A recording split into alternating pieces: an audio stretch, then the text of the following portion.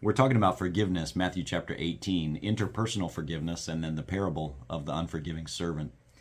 And it came to my mind, why is forgiveness so difficult for us? Why is forgiveness hard? Well, here's a couple of reasons that I think will encourage us to examine our own hearts as we come to this passage on Sunday. You know, holding something over somebody's head is appealing to our sin nature and our pride.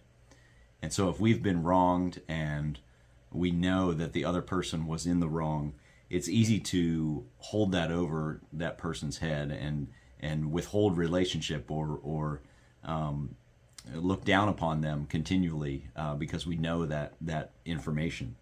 And so that appeals to our pride. And so I think we tend not to forgive when our pride gets in the way and we feel that we have one up on the other person.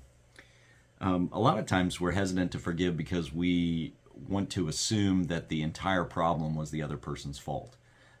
In most cases, it probably isn't completely the other person's fault, but in some cases, Jesus says when your brother sins against you, go and show him his fault. And so there's certainly times when that happens, but most of the time in interpersonal conflicts, when we've been wronged, usually there's some level of culpability on both our parts.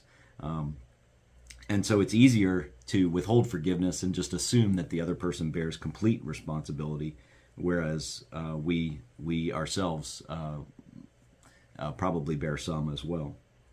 Thirdly, it's hard to forgive because we assume that forgiving means weakness, and if we forgive someone, we're going to be taken advantage of in the future if we forgive now.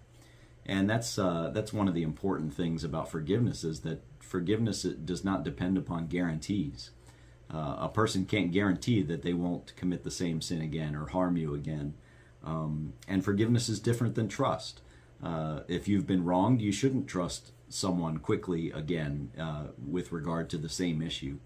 But forgiveness isn't based on future guarantees. It's based on you're forgiving them in your heart and them admitting that they were in the wrong.